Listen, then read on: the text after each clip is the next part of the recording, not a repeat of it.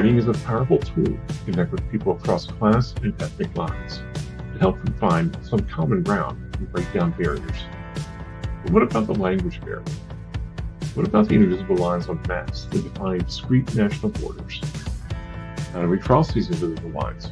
How do we find our way to other cultures, breaking down the barriers of language as constraints from national ties? Today, our panel guests will talk about how they have found their market outside of their own. In today's nostalgic back indie connection, we rewind to hear about a selection of books if you were a fan of Charles Dickens' Christmas Carol. Yep, tis the season. In our final epilogue of the year, our panel will try and figure out what literary figure I am in 20 questions. So sit back and tune in. You won't need subs or dubs to translate this edition of This Week in Indies with your host, SM Hillman.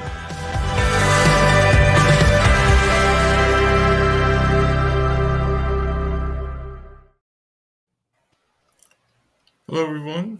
Welcome to, or I should say, Borada, everyone, and I apologize to the Welsh speakers of the world if I messed that up. Welcome to another week, the penultimate edition of This Week in Indies with your host, me, SM Hillman. Before we get too deeply into our topic today, I want to go ahead and let my guests introduce themselves to you. So we'll go ahead and start with Karina. With Karina, here we go. Hi everyone, I am Karina Gantus. I run Author Assist. I help authors get their books done, published, and show them how to market and promote. I am an author of 14 fiction books so far, and my bestseller is the translated dark mafia thriller Broken Chains. Excellent, thank you so much. Francis? Hi, I'm Frances Lupai-Polito, and I am a judge by day, and I run 2 presses in my spare time, one of which is a nonprofit, and our first book is actually here, A Tree of My Own, and the money goes back to the community. That's how the press works. We lift and focus on marginalized and diverse voices, and the first book is about a refugee community in Portland, Oregon. Thank you. Thank you so much, Francis. Angela? Hi, I'm Angela Rico Smith. I publish Space and Time magazine as well as being an author. And I can't remember where I'm at with that because I just kind of write all the things that I can find to write. And I also do the Opportunities Hub, which is a flywheel publishing system where we're training coaches who publish our authors for free, though it is vetted. It's not just any book gets out there under our label. And then those authors, many of them wind up going on to become coaches, but the idea is just to get massive amounts of stories out there and restructure publishing because it sometimes can be a little bit broken, it feels like lately, or maybe in the entire history of publishing. Maybe we'll talk about that next season on This Week in Indies. That's a great topic. So thank you all for being here. I appreciate it, especially during the holiday season. So we want to start off. What is for you the draw to, Karina, we'll start with you, the draw to getting your book into markets outside of like English-speaking markets into other countries and other languages and other regions? What's the power and the draw for you? Why not? Why to just leave it on Amazon.com and Amazon.co.uk? The world's a big place, and you've got the opportunity to get your book out there to the masses. Why not do it? I had the opportunity. I've done it.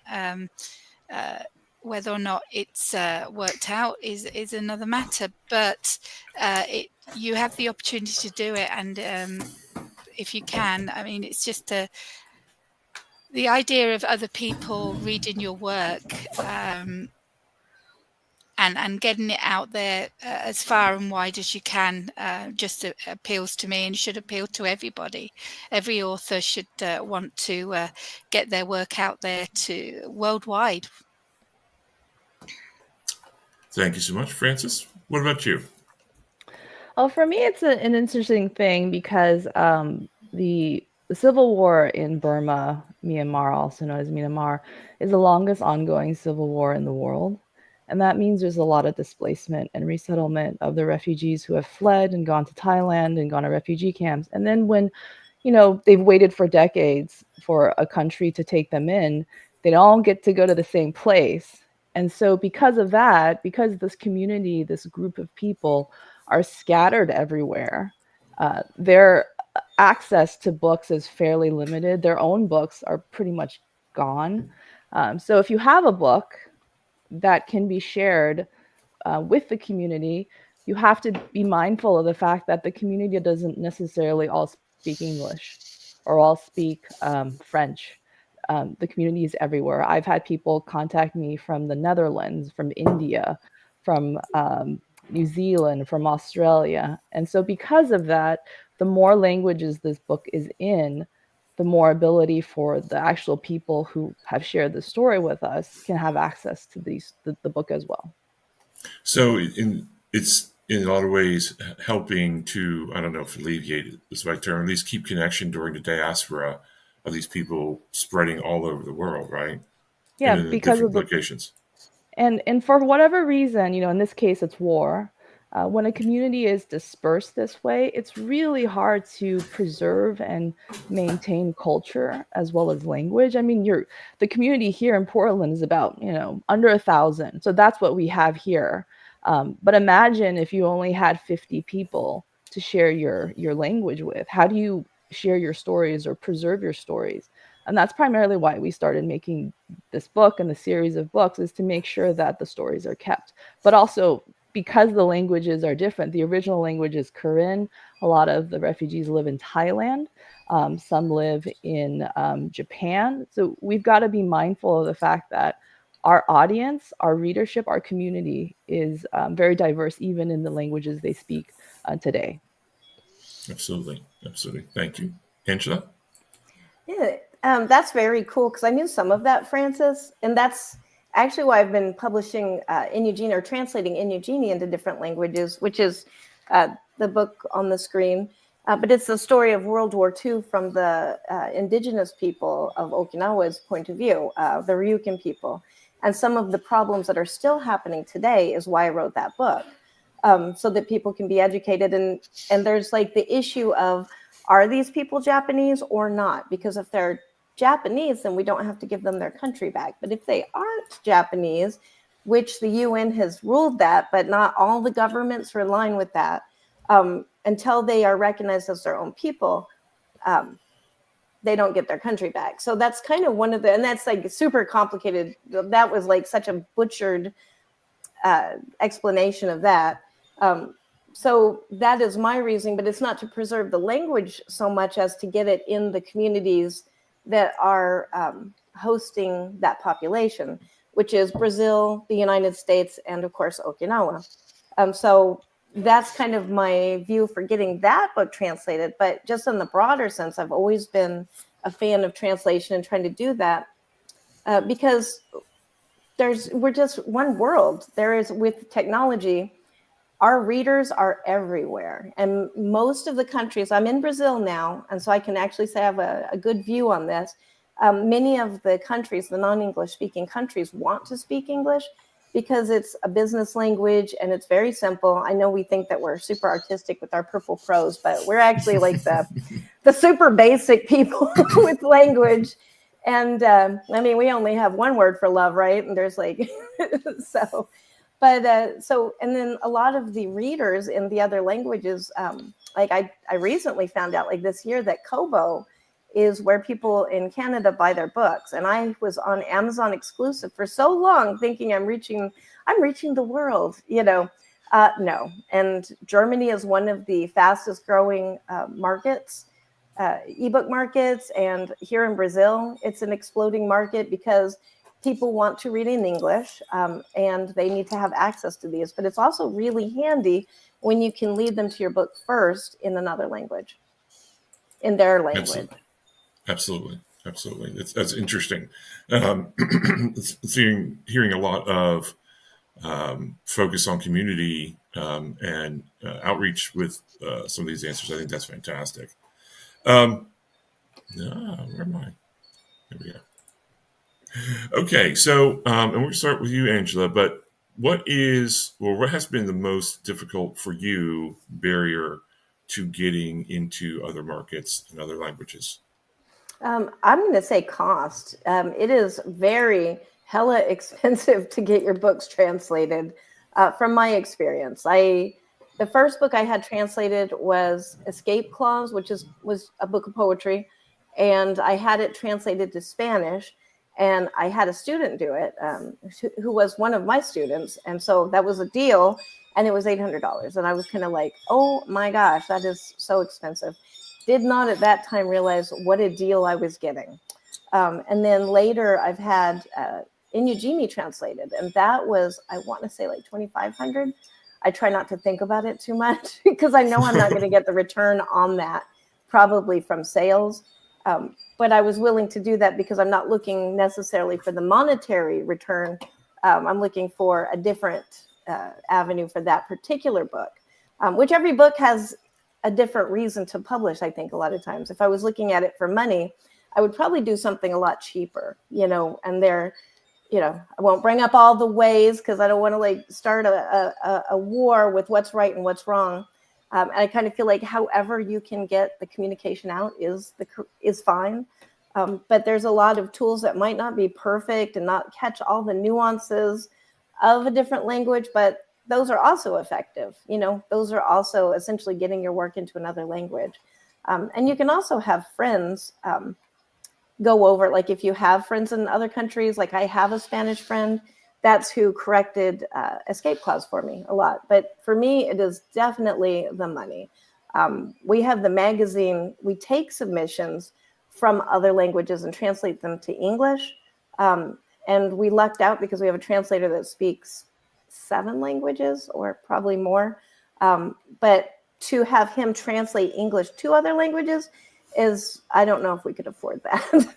Right. Understood. Frances, what about you? What's been the biggest barrier for getting into other markets, other languages? I wouldn't say it's a barrier. It's more of, being considerate of the and conscious of the differences in the language and the culture. So, we can use things like machine translation. I see that all the time in my day job, or DeepL, or Google Translate. And you can do that. And for a children's picture book that's like 1,000 words or less, here's the actual title in Korean. So an example would be the title of this book is A Tree of My Own in English, but the translation in Korean is actually My Precious Tree, or my tree.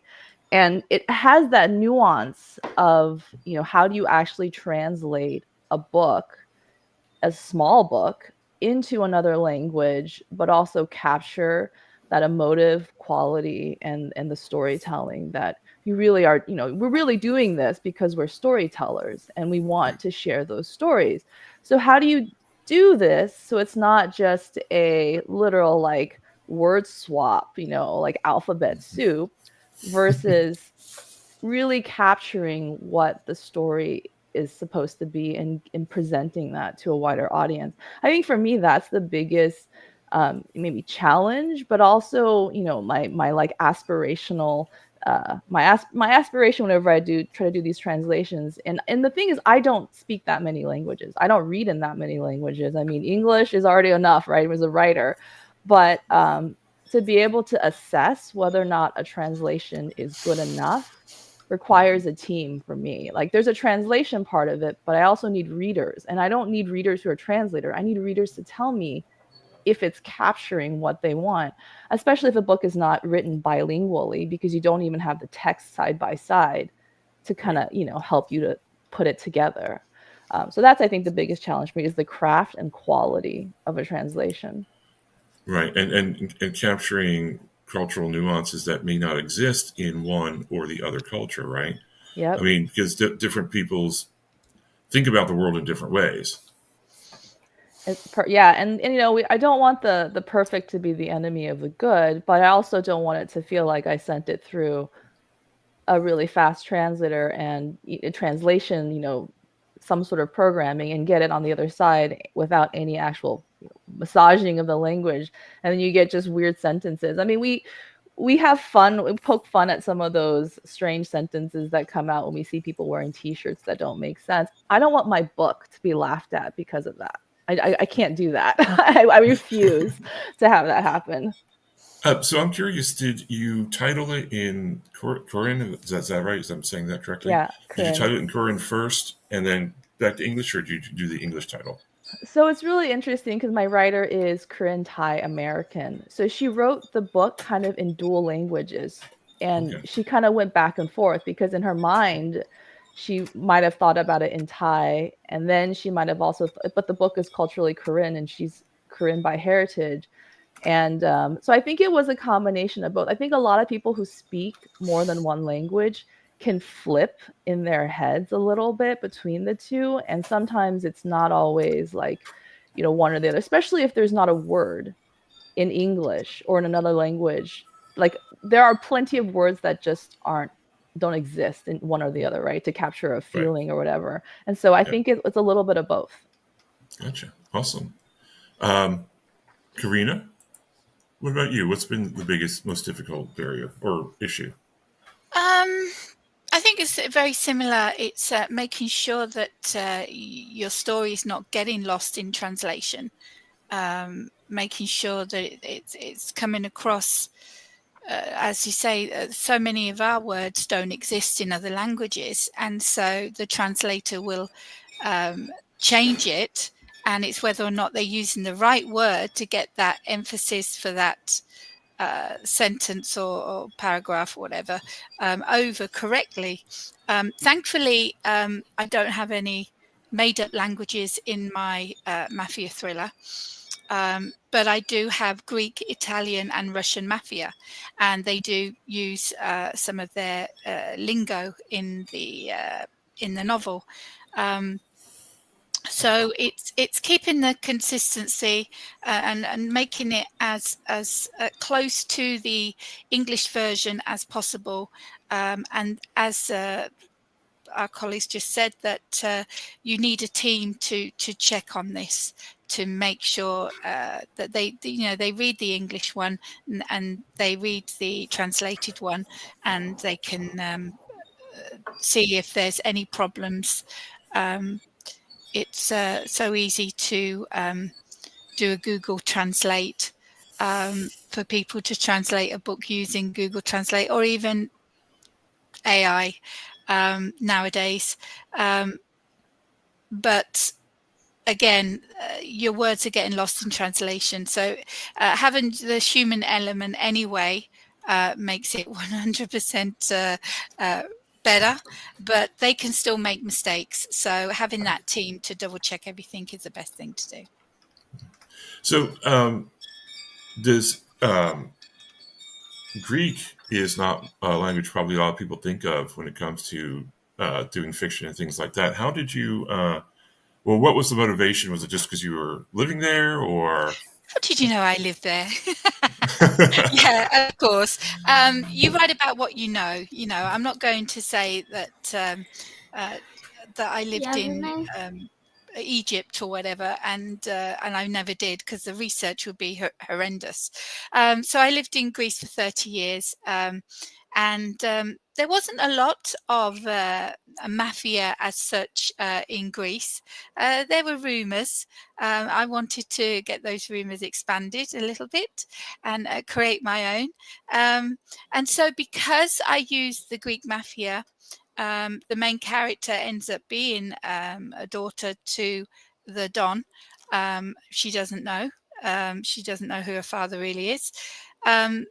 So big plot thing just gave away just now. Anyway, so because it was really based in Greece, and it was about the Greek mafia, and then the Russian and the Italian sort of got involved, I wanted people to be able to read it. People that I knew, that knew that I was an author, asked me, is it going to be translated in Greek? And I thought, well, why not? It gives the Well, it's translated in Italian, French, Portuguese, Spanish, and Greek.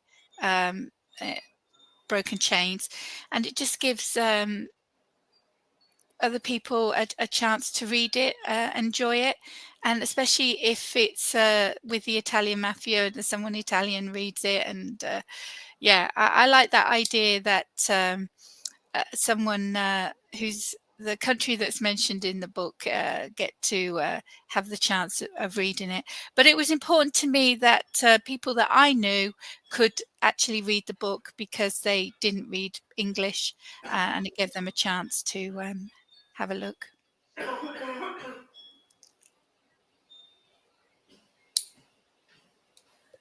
I was muted. Sorry. Do you ever get any pushback from like British or American readers who, because there are slight, obviously, nuances between colonial English and imperial English, but do you ever get any like funny bits about that? Saying it's like one thing in Britain, you say one thing in Britain, but here in the States we say it differently, that kind of thing. Oh, the US absolutely love the British language. So an English author reading a book by an English author, they absolutely love that. So no negative, but lots of positive from the American readers. Good, awesome. All right. So before we get too far in, let's kind of take a gander at our audience. AF Stewart's here. Hello, AF. Thank you for being here. Enthralled at Dusk. Hello.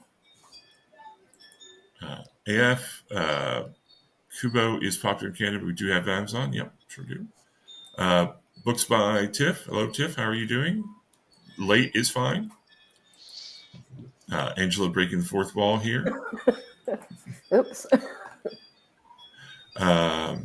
Yep, about Francis. Yep, absolutely. There are a lot of good points in what Francis was saying. Absolutely.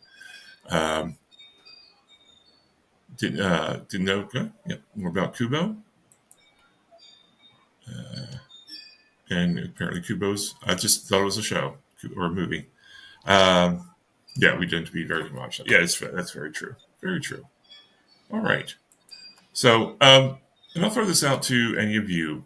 Has there been some feedback that made you feel really good about what you've done? You know, from a reader or a group of readers that were very grateful for what you've done, or I guess maybe even negative feedback, but we can stay positive. But positive feedback from having your works or the works that you publish into native languages and other languages and markets.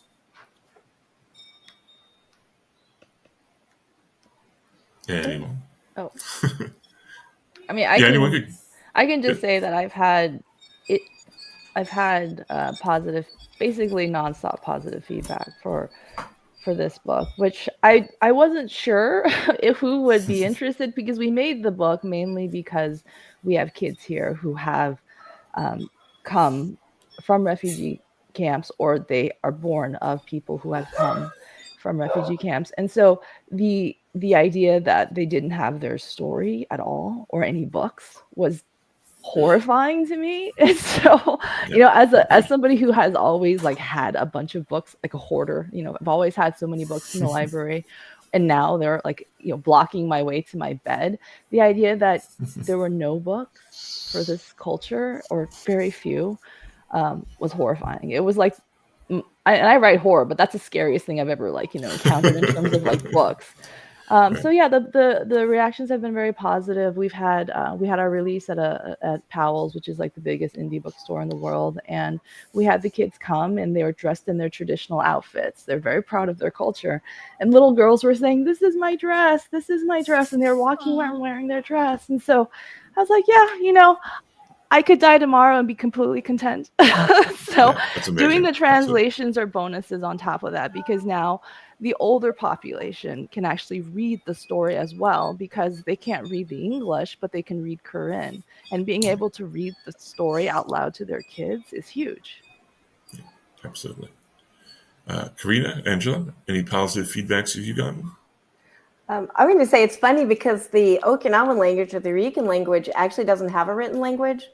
And when I found that out, it was kind of like, because I've always written, like I remember reading before kindergarten, and I don't understand what it's like to be illiterate until I moved to Brazil and realized, wow, I can't read simple instructions on a package. So literacy, very important. So I don't think that affected me. I was more with, like in a cultural way, I was more like, wow, I'm an outlier. How funny, what would my great grandmother think of me being a writer, kind of thing. But I will say, when somebody that doesn't speak English and they're translating your work, so this is very, I guess, selfish, like a selfish little thrill. But when somebody is telling you, oh, your book reads like magic in Portuguese, it's so, the prose is so beautiful, translates perfectly. Oh, and in French too. Oh, and also Italian.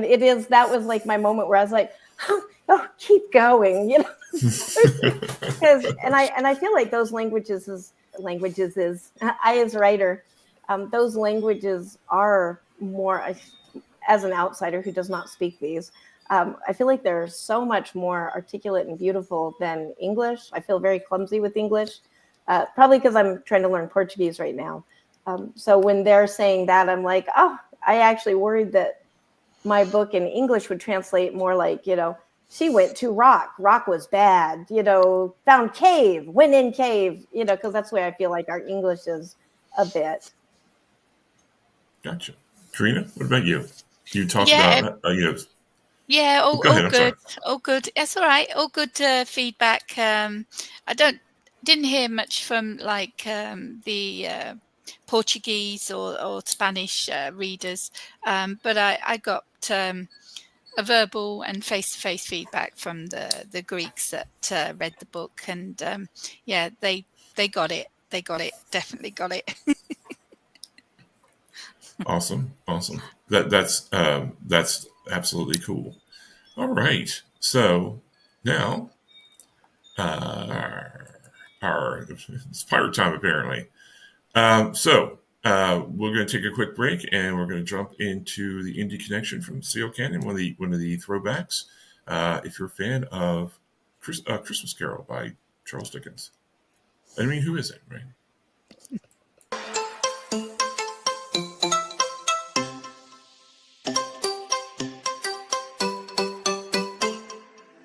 Hey guys, C.L. Cannon here from Fiction Atlas Press, bringing you another Indie Connection. Today I'm going to be telling you about some indie books that you might like if you're a fan of Charles Dickens' A Christmas Carol. The first book I have for you is called Haunting and Humbug by Melanie Carsack. Humbug. This Christmas, Ebony Scrooge will learn the true meaning of the holiday season.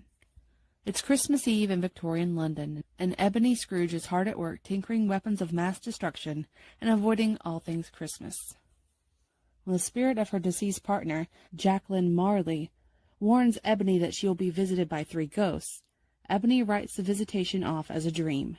But on this Christmas Eve, the spirits of Christmas past, present, and future must try to pull off a miracle, restoring Ebony's heart before it's too late. The second book I have for you is called Hidden Scrooge by T.D. Conan. The worst part of loans and magic deals is paying them back. Ebenezer Scrooge is the shrewdest banker in the kingdom of Glade, infamous for the interest on his loans and the wealth he amasses because of it. What the kingdom doesn't know is that Scrooge didn't earn his fortune on his own. He made a deal with a known witch for a spell that would make his business thrive. Right when the elderly banker is ready to retire in comfort after the upcoming winter holiday, the witch pays him a sudden visit. Her deal came with a price, that she would get a substantial cut of Scrooge's profits, enough to put his happy plans in jeopardy. Scrooge refuses to pay, so the witch casts a curse on him. Until he feels his end of their bargain, no one will see the man Ebenezer, because they can only see a woman in his place, and if he exposes his true identity, the magic becomes permanent. Scrooge must look to his past to save his lifetime of work, and learn the true meaning of riches to earn his happily ever after. The third book I have for you is called Carol, Being a Ghost Story of Christmas by Darren Kenny. Marnie is dead to begin with. There is no doubt whatsoever about that. So who the hell sent Carol this text?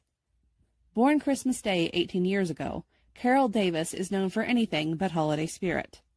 Sharp-tongued and self-centered, she's made her way to the pinnacle of high school by walking over anyone who stands in her way, be they enemy, friend, or even family.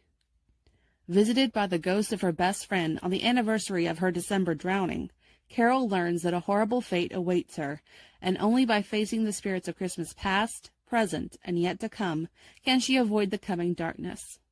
With each spectral visitation, she's taken down a familiar yet fresh path of discovery, uncovering the innocent girl she used to be, accepting the bitter young woman she has become, and yearning for a future where she can dare to love again. As the clock strikes midnight on Christmas Eve, Carol has one last chance to turn her life around. But have the spirits come too late to change the course of destiny? And the last book I have for you is called Link by Link, an anthology of haunted holidays. This is a collection with a bunch of different authors. I wear the chain I forged in life, replied the ghost. I made it link by link. Charles Dickens, A Christmas Carol. Link by Link is a collection of 9 stories of ghosts, spirits, and creatures unnamed, all come to teach lessons we won't soon forget. From sweet Christmas tales to terrifying holiday hauntings, these stories take a dive into the past in the hopes of creating a better, or at least different, future. Okay, that's all for me this week. I'll see you next week on the Indie Connection. Bye.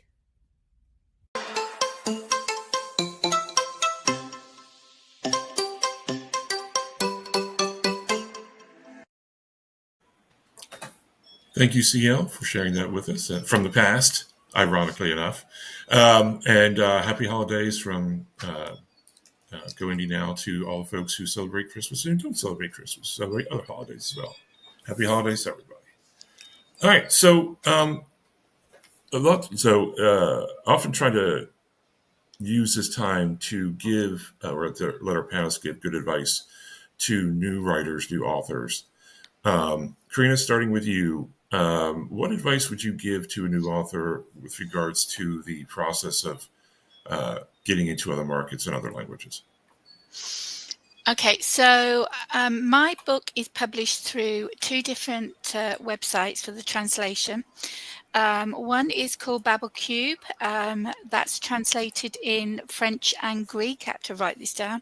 The other one is Tech Time. That is Portuguese, Spanish, and Italian. And they also do narrations. Now, BabbleCube and Tech Time work the same way.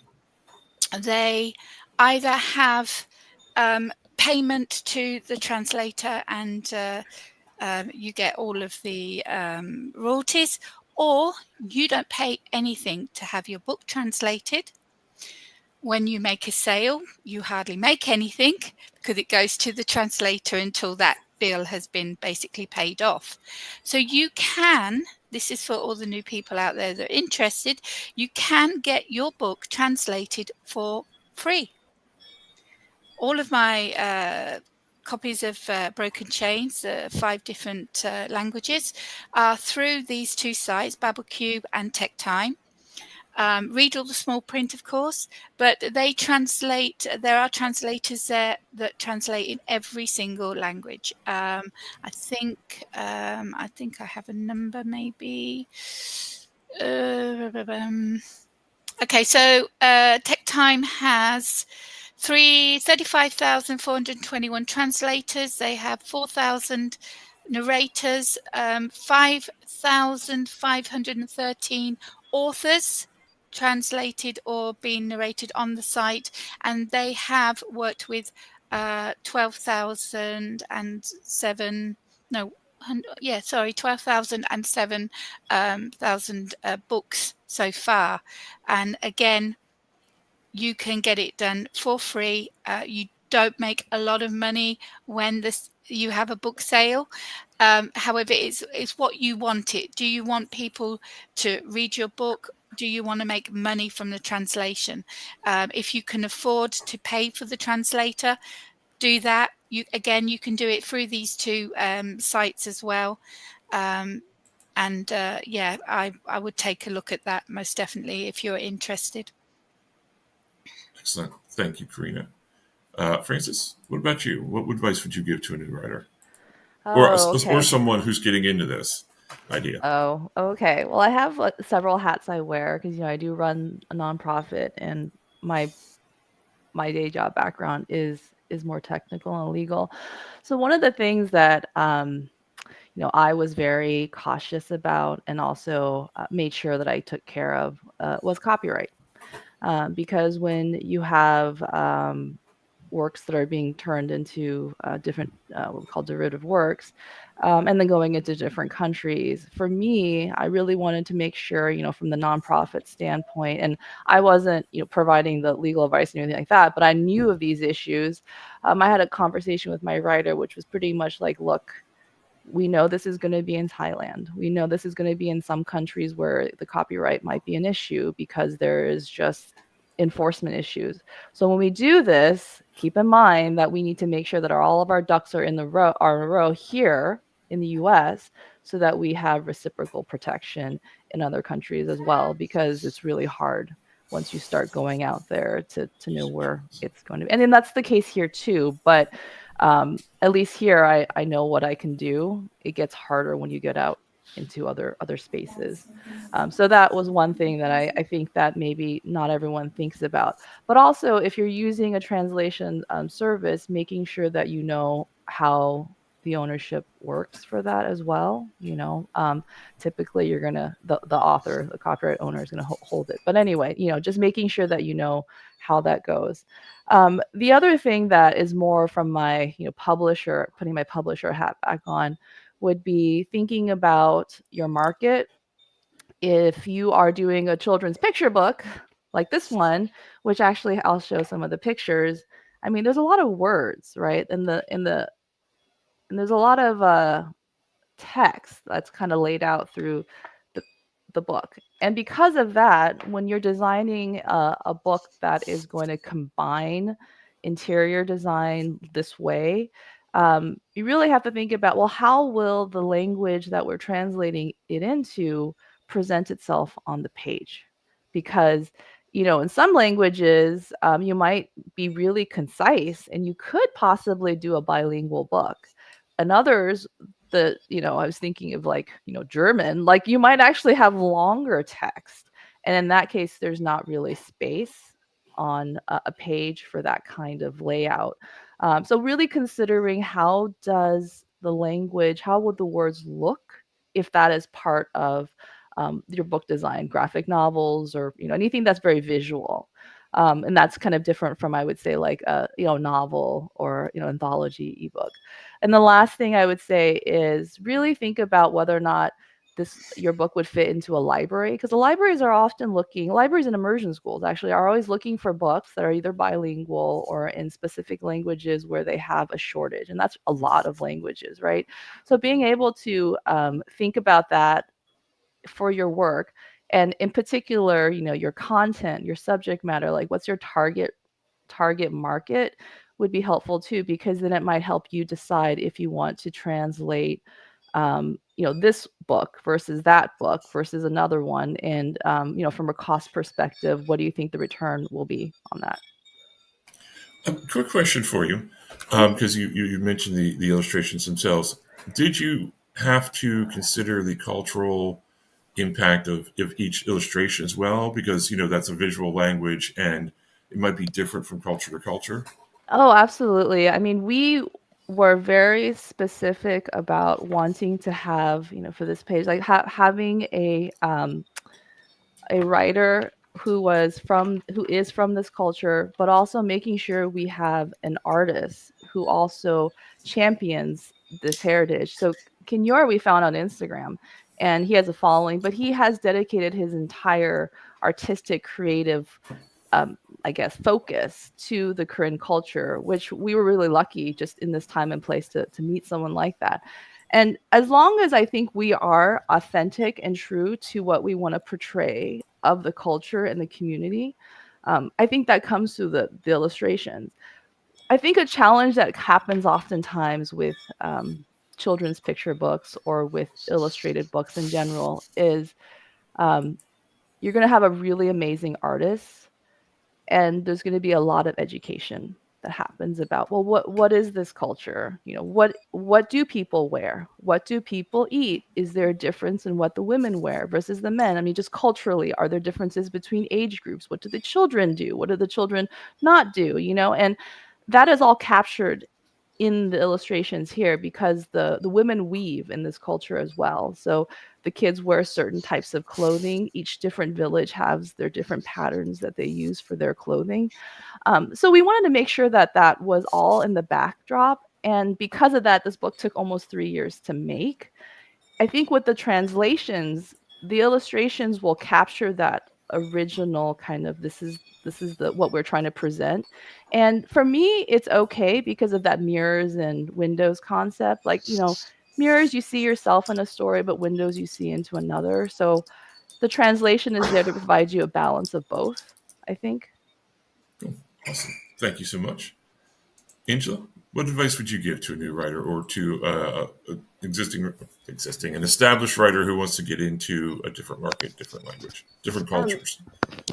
I'm going to say if I'm just starting out and I don't have a ton of money to spend on translations, and I actually still do this, I go for the relationships because we can reach everybody. I find that it's very effective if I can find relationships from other cultures, or build friendships with people in other cultures that speak that language, because it's not just about getting the words out there, but it's also getting into that market and the cultural nuances. For instance, like the word love, we say all the time, "Oh, I just love you." Like I'd tell Frances, "Oh, I just love you. You're my best friend." But I said that to somebody who spoke Spanish, and she thought I was trying to initiate a lesbian relationship with her because that's the form of love I had used. Because there's so many, So that was an uncomfortable and funny surprise. But so once you get those relationships built, so the same friend actually still spoke to me after that, though she was surprised, and she told me all about her marriage, her happy marriage, which was I was surprised by, like, why are we going here in this conversation? But so she took the book after I had it translated, corrected it. I didn't know that there was like 1,000 types of Spanish as well. Of course, that's hyperbole, but there's a lot of different styles of Spanish, and even her and her husband use a different type of Spanish. So there are some words that they don't understand for each other. So she translated it, went back over it and corrected it to make sure the tiny nuances were there for, say, like in French, you say mon petit chou, and in English, that's my little cabbage. And that is not a cute thing to call your lover. Nobody wants to be a little cabbage. They want to be a sweetie pie, maybe. So that's that relationship thing. But also, it's because of the distribution being such a difficult thing. The most valuable thing, I think, was then she took that book and she sent it to all her publishing friends in that language and culture. So that was really, really helpful because I don't even know they exist because I don't speak the language. So I don't even know who's the top publisher in Spain. I don't know, so I also could fall prey to like some of those copyright issues in that case, if I don't have somebody who's actually from that culture and language to help me navigate. And on the end of that, well, and I'll say from publishing or from writing, as a writer, I write a lot of children's books. That's actually where most of my royalties and income comes from, is children's books that go with one specific publisher, and she translates them into a bunch of different languages. I can't remember how many. So I have instructions when I'm writing a children's book to keep my titles very simple and short, because in English, my title might be The Moon, the Night Kitchen, or, and it doesn't translate right to Spanish. And I used to use a lot of names like Petunia might be a name of a character in one of my children's books.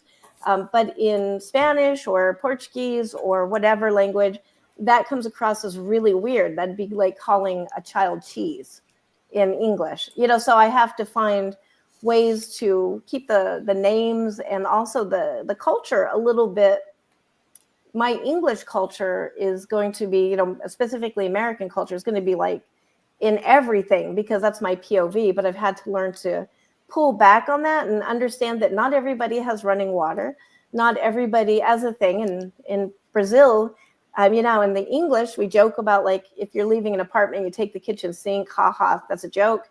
But that really happens in Brazil. You take your sink with you and you take your shower heads and you take your cabinets because you own those and the apartments you go into are bare. They're just an empty room with plumbing sticking out of the wall. So knowing these kind of things, that's where you get that weirdness. Or like Easter is a winter holiday for some and a summer holiday. Christmas is a winter and summer holiday. So working those things into it as well as a writer. And then for distribution, I just signed up with DropCap, which is a distributor of foreign rights. And so they're like an a la carte agent. And so they represent me in all over the world. They go to the different, they have a catalog set up and I just pay a fee, which is, I think, $100 for a year, $289 for, and that's one book, and then $289 for like 10 books, which I'm about to upgrade to that. But yeah, that's kind of like a great new find for me, because then it eases that trying to find somebody in every single market to be friends with, which can be difficult, and just letting them do that, because that's what they're doing, is building those relationships. Thank you so much. I want to welcome Stephanie. How you doing? Good. Sorry, I think the time difference caught me off guard. So I'm on time at my time, but I think I keep forgetting about the time difference between us. Oh, no problem. So if you could introduce yourself, and the question that I had thrown out to everyone was, if you were going to give advice to a new writer trying to get into a different market or different culture, what would it be? Okay, so yeah, I'm Stephanie Costigan. I'm a journalist and author, and yeah, I wrote several books, one of them being The Crazy Potatoes, a children's book for kids that have dyslexia. It has special dyslexia font to help the reading easier. Okay, and then the question is getting into the industry. So my advice for new authors is they should be making their platform, their media platforms right now. They should not wait until their book is published. It's almost too late to wait until your book is published. You should be having a Facebook, Instagram, TikTok, whatever, X, everything. And even if you don't have your book published, you should post about your writing process, what it's like, your inspiration, just little things like that. You need to start building your audience up now. So that's my advice. And what about getting into different markets or different cultures, languages, that thing? What advice would you give there? Well, with cultures and language, it can be a slippery slope if it's not done correctly. And what I mean like that is, I know a lot of authors that are like, you know, we're indie authors. So like a lot of do-it-yourself authors, but sometimes they think taking the cheapest way out is good. And that's not, especially when you're representing a different culture. That can be a disaster. You want to make sure that the translations are correct, because it can hurt the culture, and it can make you look very ignorant, and you don't want to represent yourself like that as an author. Like for me, I don't look it, but I'm half Spanish. My father's from Guatemala, and yeah, I am not as familiar with the language, but to translate a book from English to Spanish, you need to make sure you're getting a correct translator. And you also have to keep in mind that even if, like, for example, Spanish, there's different forms of Spanish too. So you have to keep in mind who your audience is towards, because there's different cultures in Spanish, and the language is slightly different depending on that. It's the same with like French, you know, if you want to convert it to French, there's different French cultures and they have slightly different accents or use a word differently.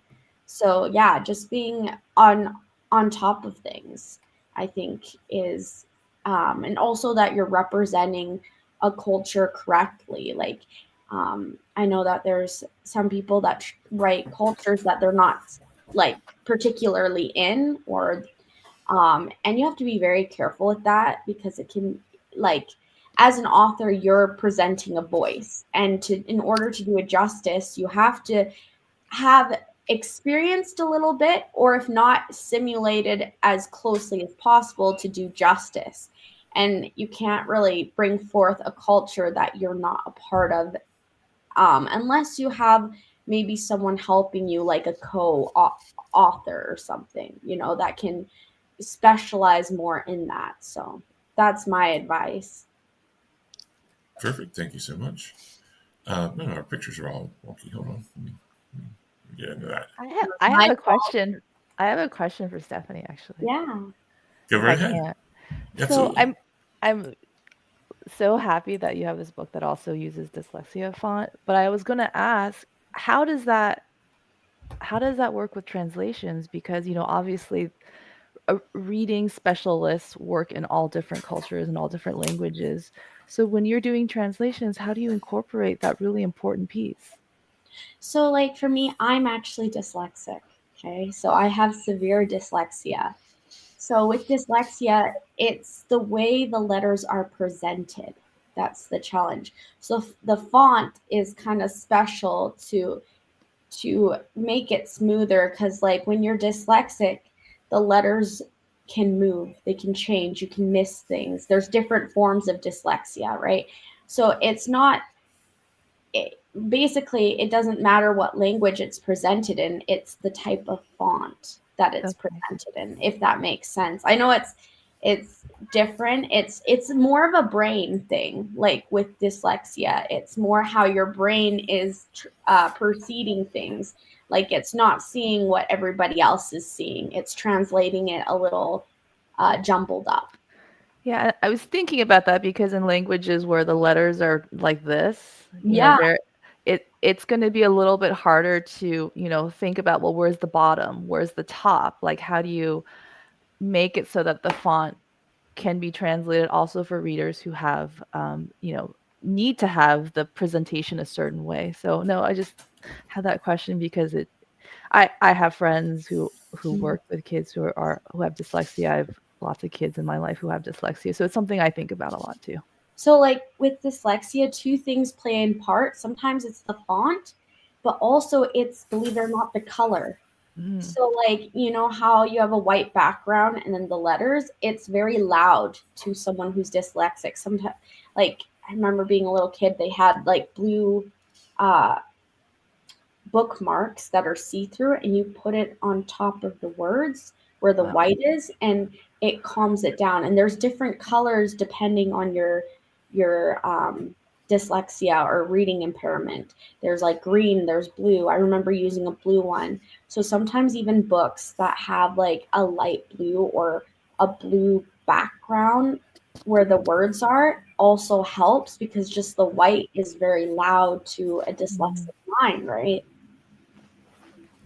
Thank you. Absolutely. Yeah, no worries. I know. I was just, I love this topic. So No, that was a great question. Thank you, Francis. I appreciate that. So we'll catch up on our comments before we get into epilogue. Vanessa is here. Hello, Vanessa.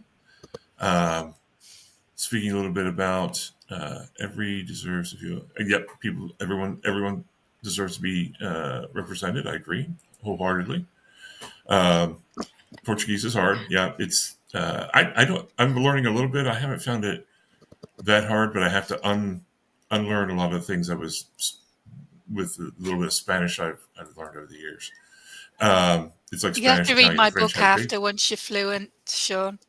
I will do that. I would love to do that.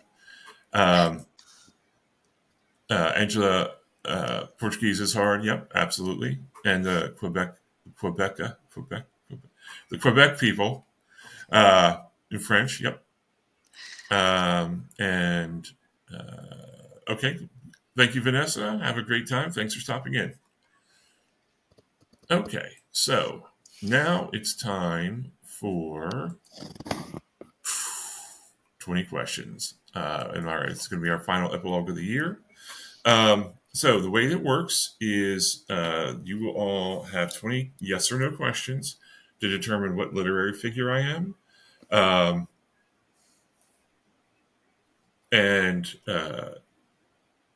occasionally okay. I mean, I'm occasionally merciful when it comes to questions that are not exactly yes or no, but for the most part, yes or no questions. And I would go ahead and just each of you will get just one question in order.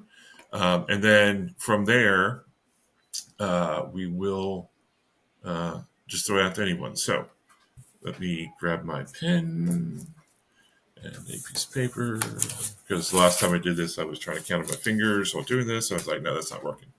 So, Karina, first question goes to you. Are you male? Yes.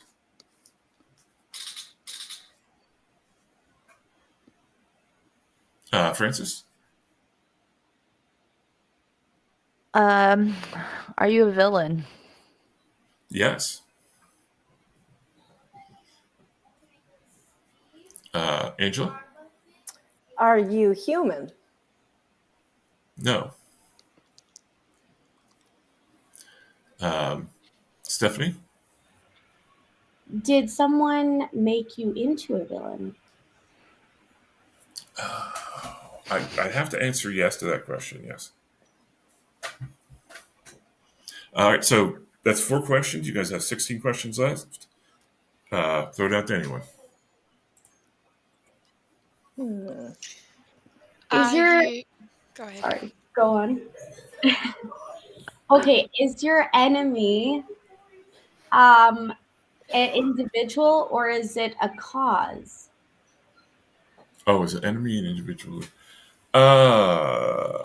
Is your enemy a certain person or is it a cause, something that has happened that you're trying to prevent? No.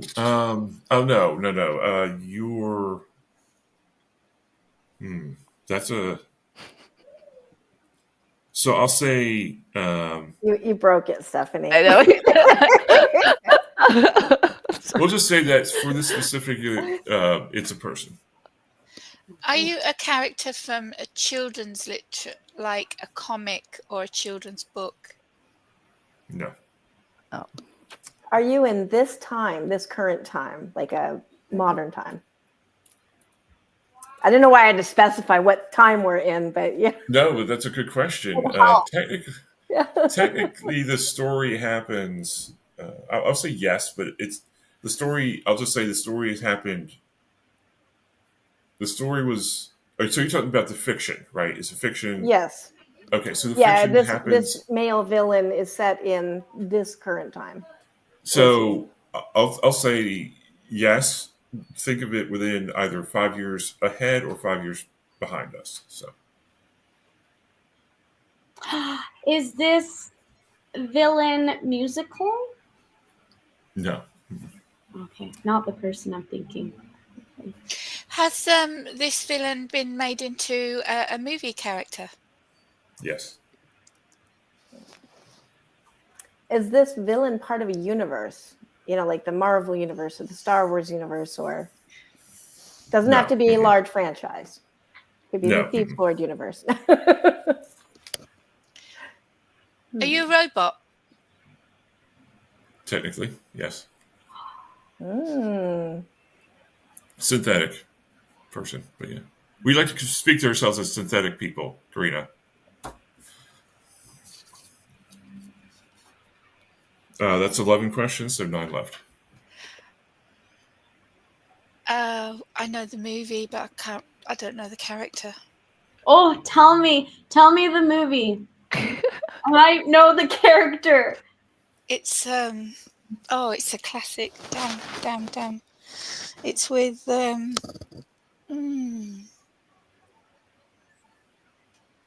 What's the premise Yeah, of the what's movie? the story? Yeah, we're lifelining each other. It's sci-fi. Okay, it's sci-fi. It's They live with the humans. Oh God, what's the name? Damn it! Oh, is it like a little boy Is it robot? I- That's what little- No, it's yeah. not a little boy robot. no, And I no, would, no. I will never. No, I would never. It's do not that. Bruce Willis. It's the other guy, the other actor. iRobot? Oh, Yeah, No, Oh, no, it's not. Harrison Ford. Is it Harrison Ford that's in this film? A Blade Runner? Yes, it Blade Runner. Yeah, but I don't know So the what's name the- of. I Blade- don't You know don't know the the name name of of the okay. character. Oh, Right, Blade so- you're Runner. talking about the guy at the end, the guy who like has seen all the things with the white hair. I think it's Roy. Is it I Is have that your such a crush guess? on him. Roy, who's seen all the Yeah, yeah. that's my I've guess, seen is the the guy- stars blow up. Yeah, such things I have Okay. seen. The universe Yeah. is So, better than- so I'm going to so give you cute. all a lot of credit. Those were great Oh, questions. It is indeed Roy Batty Okay, from Do Androids Dream of Electric Sheep. Yay! Yes, correct. Good job. Good job, everyone. Fantastic. And you did that in 12 questions. Hey, this is the A team here. I know. We're- Let's do it again. No, I'm just we're- kidding. I think I got it. No. When it was robot and movie, that was it. I got it. Yeah. Yeah, when you were No, saying that though, I kept wanting to say Blade Runner, but then I was like, no, because she was a female android.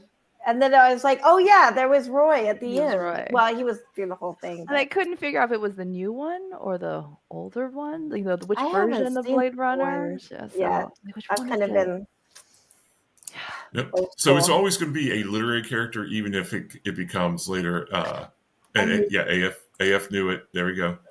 Even if it's made into a movie later. So That's awesome. let me go ahead and make a few announcements. That was awesome. Well done. Well done. Let me make a couple announcements before we get out of here. So this week on Go Indie Now, to Monday the 16th, we at 7 p.m. we have 21 grams where Joe sits down with CL Cannon. That'll be fantastic. CL's a really interesting and creative person. Also, Monday the 16th at 8 p.m., Hit the Dice. Your GM, Jessica Nettles, leads a game of Cryptic Capture Core, which was created by Bob Magoo. Bob's been on This Week in Indies and Hit the Dice. Hit the Dice, if you don't know, is our actual play of indie RPGs that we have once a month. Tuesday, and oddly enough, I will be producing only. I won't be playing or running this week. Tuesday, the 17th at 8, we have the premiere of Zero Means You're Dead, number 5, A Trip Through Multiverse. That's our multiverse edition. So that multiverse was in October, and you'll see some of the things we did for multiverse for Zero Means You're Dead. Also, that's our RPG talk show. Friday the 20th at 8 p.m. Again, we have 21 grams, mid-season finale, as Joe sits down with Bob Magoo, who is the author of Cryptid Capture Core. And Saturday, the 21st at 7, Words That Kill, the final season episode with Ro Morgan talking about when authors of characters, or when authors kill characters the readers love, and that's with our A.F. Stewart as well, who hosts that. And then Sunday the 22nd, noon, this year in Indies with Joe Compton, SM Hillman, revealing their favorite indie books, movies, and games, plus CL Canon with a very special indie connection. So that's what we have for this week. Everybody, Stephanie, we'll start with you. Go ahead and tell folks where you can find you on the internet. Yeah, so you can find me on all platforms: Facebook, Instagram, TikTok, YouTube, X. I'm there. Also, I have a website, which is www.landofthedragon.ca. My books are on Amazon, on Ingram Spark, Chapters, Kobo, Google Books. They're everywhere. They're not hard to find. Just Google them. you'll find them. But yeah, I'm easy to find, and hope you check out Crazy Potatoes and some of my other books. Awesome. Thank you so much. And J.D. Smith asks, what makes the taters cray-cray? Well, without giving away too much of the story, let's just say there's a mad scientist that helps the taters come alive. There's always mad scientists. Thank you, Stephanie. Angela, go ahead. Yes, I'm on all the socials, but the best way to interact with me or to find out what I'm doing is to either Google Authortunities or my name. And I'm on Substack. I have a weekly newsletter, and I also have a community, which is free to join, called the Authortunities Hub, which is just Authortunities at authortunitieshub.com. I don't know why that was so hard. And I just opened a Kickstarter today for Space and Time magazine. We're going to do the first 50 years. Awesome. Fantastic. Frances?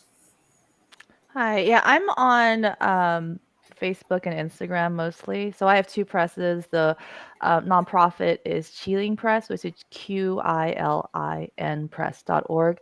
I also have a game press. So in the side, I like to do tabletop gaming a lot. And so the books I make are playable. There's like board games on the front of them, and you can just play the board game or play the inside of the book. And the next book for that will be coming out hopefully next year. I do a series of ancient games, but that's Demagogue Press. And yeah, and for this book, I love it even if you can't, have a children's picture book in your life because it's really big and you don't have any kids to give it to. If you can ask your library to carry it, that would be great, because it helps preserve the story of this community that still is, suffering through war. So, and all the money goes back to the community for education and more books. Thank you. Awesome. Thank you so much. If you're ever interested in being on Hit the Dice with us at some point to do some role PGs, let Joe know. Yes. Awesome. And that's for all our guests as well. Everybody's welcome to come play. And Karina, bring us out here. So you can find my dark thrillers at dirtystreetspress.com/payhip.com.